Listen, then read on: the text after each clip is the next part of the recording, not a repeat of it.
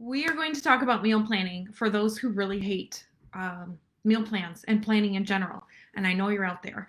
I am a bit of a planner. It helps me a lot. And I would really, even if you hate plans, I would encourage you to think about meal planning only because it saves you the 80 trips to the store. I don't know about some people love to shop daily. To me, that is a nightmare. Like, I only have time to go once a week. It's kind of an ordeal. And I don't want to have to keep going back and forth. It just takes way too much time. So a meal plan just, I really feel like makes your life more simple. But I realize a lot of people go to meal planning when they're not planners, when they decide they want to implement something like big and new, and they find it really frustrating and they hate it. And it just kind of underlines the fact that they don't really love plans. So I have three quick tips for you for meal planning that might make it more palatable. Ha ha, pun intended. I never met a cheesy pun I didn't like. So number one, make your meal plan flexible. So I tend to put my meal plans in Google Calendar and I put them by day. I'll put easier meals on days that I know are busy. But even for me, like I will drag and drop meals around if I'm like, I don't feel like that. I don't want to make chicken tonight. That sounds gross.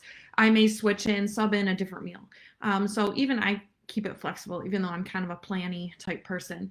You could just write down 5 meals. You don't have to put what day, but even 5, 6 meals, and like okay, maybe the seventh day you're gonna grab leftovers, something out of the freezer.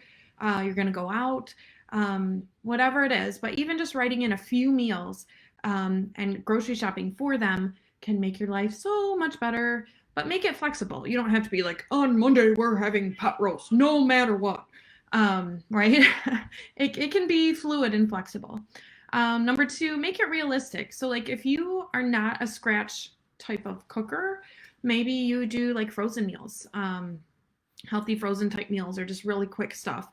I wouldn't make a meal plan with like hour-long prep every night. Like, let's not go crazy here. If say you eat out once a week and you like to do freezer meals twice a week, put those in and that's cool. And then just add in supplement for the other days, things that you would like to make.